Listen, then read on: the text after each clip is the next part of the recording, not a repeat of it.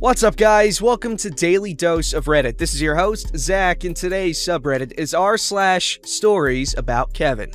This story's called, Kavina costs me a week of my classes and makes me look like a criminal. Here's a Kavina I unfortunately had to interact with for my visa application. Now, this might seem alien to a lot of you, but with an Indian passport, you need a visa to visit most countries. Minor context. I was moving from Mumbai to Milan in 2009 for a few fashion courses for about a year. This would be my first time across the ocean, since I've already been to the Asian countries as well as a few Middle Eastern ones. My family didn't want me to be alone in my first stint with Europe, so we planned a family vacation about a month prior to my classes, where we would visit a few friends and family in Brussels, Stockholm, and then finally go to Milan, visit my school, and even find a place to study at. For the vacation, I had to have a tourist visa, obviously, and my travel agent advised me that we should return a week before my departure to apply for my student visa, which would take 3 to 4 working days to process. Easy,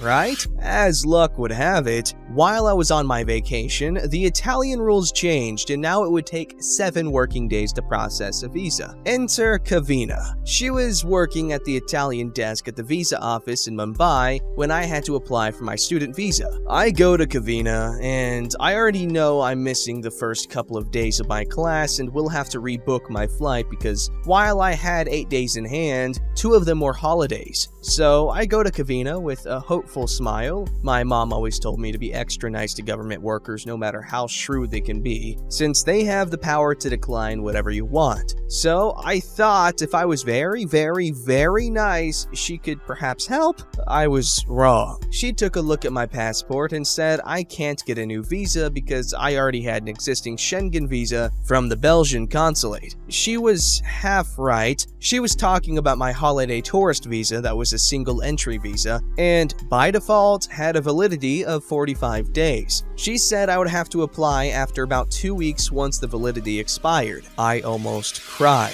My single entry tourist visa was already stamped, which renders it invalid for further use. She simply refused to listen. She said it was still valid, so I asked her, "So I'll be able to travel again using this visa?" And she stared at me and said, "Yes." At this point, I was amused at her stupidity. I was also very close to being rude. I realized she was just another government worker who was going by the book with no actual knowledge and clearly no experience of international travel. Not that I was an expert on the same, but I still was well read enough to know slightly better and apply logic. So I heaved a sigh of defeat and asked her what I can do, because I have to go to school. She then came up with, "You can cancel the visa and then apply for the new one." She also assured that the cancellation will take 1 full day to process, so I agreed to go for it. I had to write a handwritten formal letter asking for my visa to be cancelled with a few other minor details, and then I submitted it to her. She told me to come back the next day after 2 p.m. The next day, I commute 45 minutes again to get to this office. I see Kavina and I go to her. She points to a section that says collection. From there, I get my passport and check to see my canceled visa. The lady at the counter with a confused expression asked why I applied for visa cancellation. I explained briefly and she just shook her head in disbelief as she said it wasn't needed in the first place. I opened to my canceled visa and there across the page in bright red with a bold lettered stamp is cancelled across my face and personal details and in tiny words without prejudice. My heart sinks because for a minor moment I felt like some sort of criminal. I made my way back to Kavina to submit my passport for my student visa application. She stared at me blankly and said, "Submission is from 8 a.m. to 12 p.m. and collection is from 1 p.m. to 5 p.m. I looked at her in shock. She said, "Come tomorrow to submit." Not her fault, it's the office's policy which she failed to disclose to me. Anyway, I'm back on the 3rd consecutive day to submit my passport. Kavina smiled at me. I'm relieved as she fills a form and writes down my details. I don't have to interact with her ever again.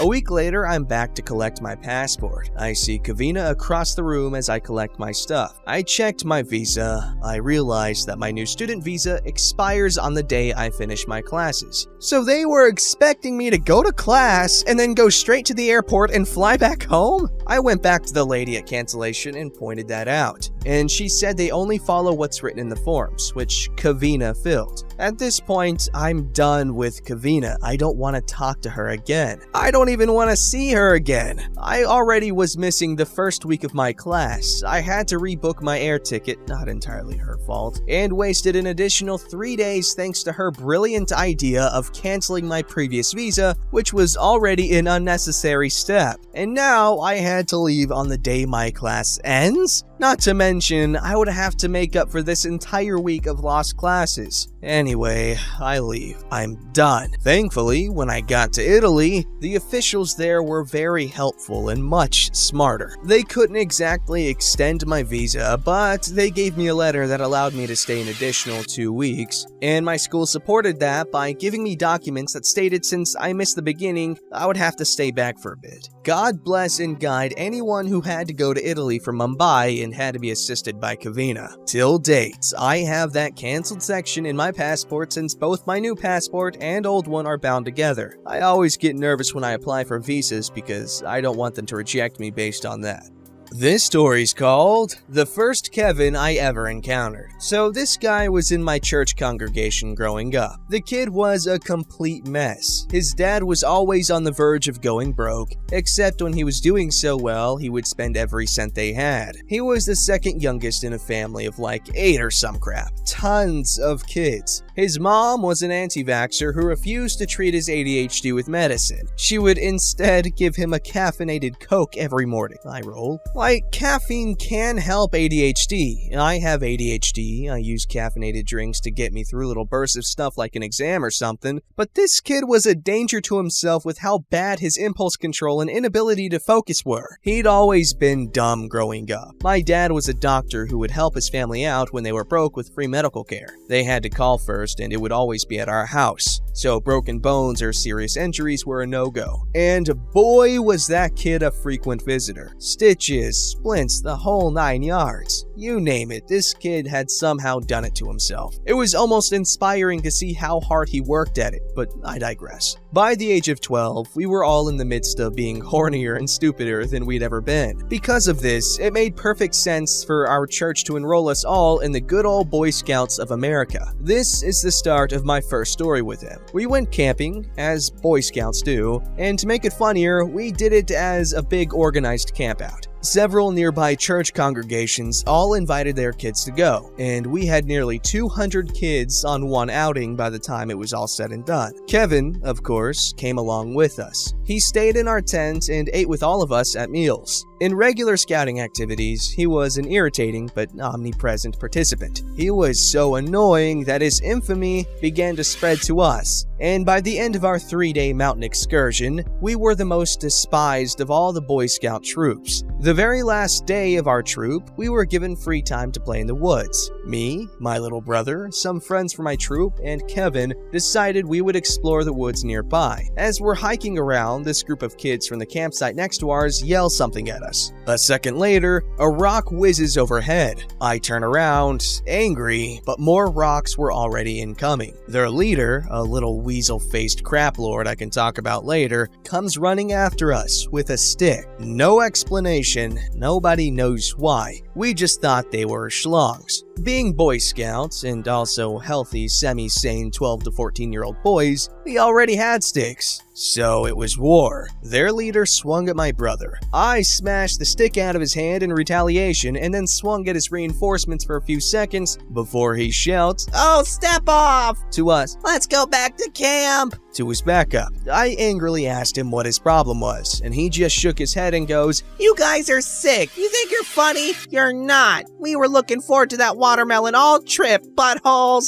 and stomps angrily off back to his camp. Watermelon? Sick? What was he talking about? I asked myself, and we continued our walking. When we returned to camp later that day, we would see the remnants of a smashed watermelon on the ground. I would have blamed Kevin, but he'd been with us since dawn. I guessed that some other camp had done it as a prank and we got blamed for it. We were the closest to them, and we were associated with the single most irritating 12-year-old boy on this earth. Their faulty assumption made sense. Just as I'm coming to this conclusion, though, their scout leader sees we've returned and storms angrily up to our leader. A heated conversation ensues, and Kevin is clearly the cause of it. But why, you ask? He hadn't smashed the watermelon. You said yourself he had an alibi. Well, dear reader, the alibi only extended to that morning. As we were soon to learn, Kevin's deeds took place under the cover of night. During the early morning, Kevin awoke with an erection,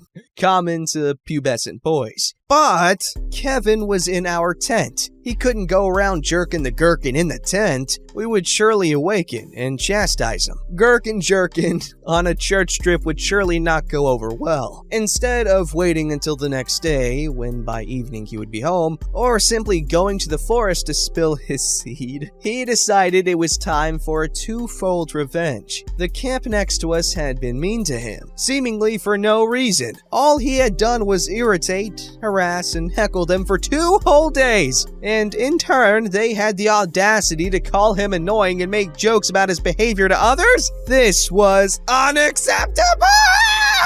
Unbearable! Unbelievable! Kevin could barely stomach the thought of the humiliation he had faced and knew that the group had been saving a prized watermelon for their last day in the woods, a treat for their efforts at camp. This brings me to the second part of his 2-part revenge. For so long, watermelon seeds had been inside him. Now was his chance to put his seeds inside a watermelon. Thus, in the wee hours of the morn, Kevin snuck into the neighboring camp, carved a hole into their special watermelon, and inseminated it. The deed done, he returned to our tent and slept peacefully. The following afternoon, the camp of kids were getting ready to dig into their watermelon when they discovered what had occurred. They immediately knew who had done it. In anger and to prevent anyone from consuming the melon's tainted flesh, they themselves smashed the watermelon. They then took to the woods as an armed and angry mob out for revenge. We had no idea. Kevin hadn't bragged about it. He thought it would be a secret he took with him to his grave. Instead, he nearly got us all beat up. The conclusion to that story is that he got ripped a new one. The scout leader, the congregation leader, and his parents all chastised him severely. He was allowed on future campouts, but he was always watched closely by us and our leadership. That's just the start of the dumb crap that kid has done since I've met him.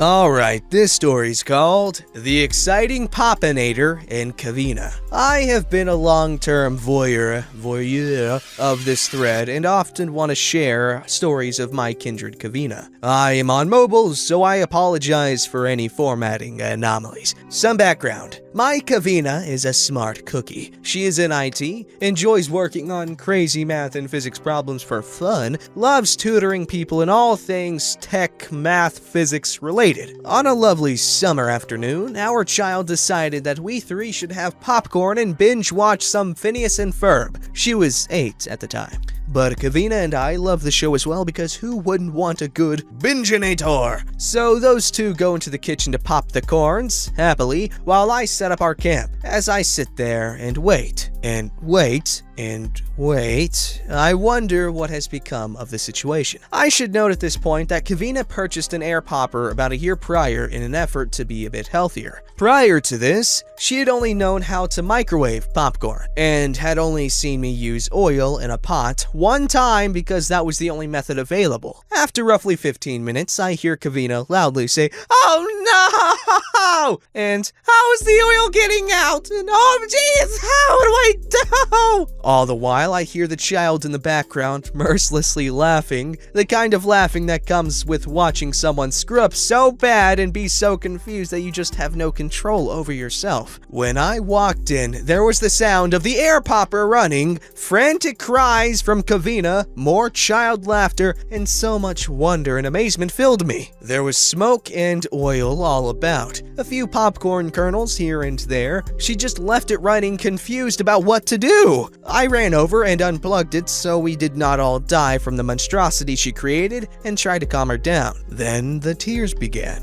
She explained, "I just warmed up the air popper, then added the oil, and then the corn kernels. Then out of nowhere, the oil started coming out of the sides and bottom and splashing out the top, and then the smoke started and burned. I couldn't stop laughing. I asked her to start from the beginning. Didn't make a dent. Then I asked what the machine was. She said, air popper! Still no registration. So I finally asked the child why they allowed Kavina to put oil in an air popper. The answer? 2 reasons. Figured she knew what she was doing, and if not, I wanted to see what would happen. If there was ever a time for an emoji on Reddit, the huge grin would go here.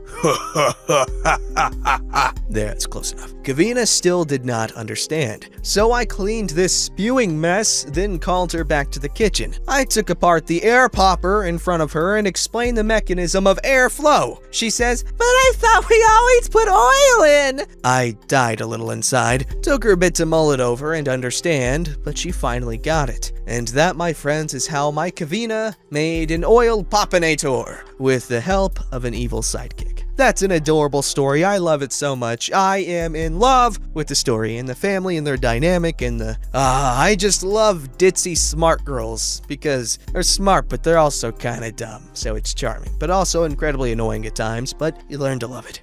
Don't forget to like, subscribe, and hit that bell to never miss an episode.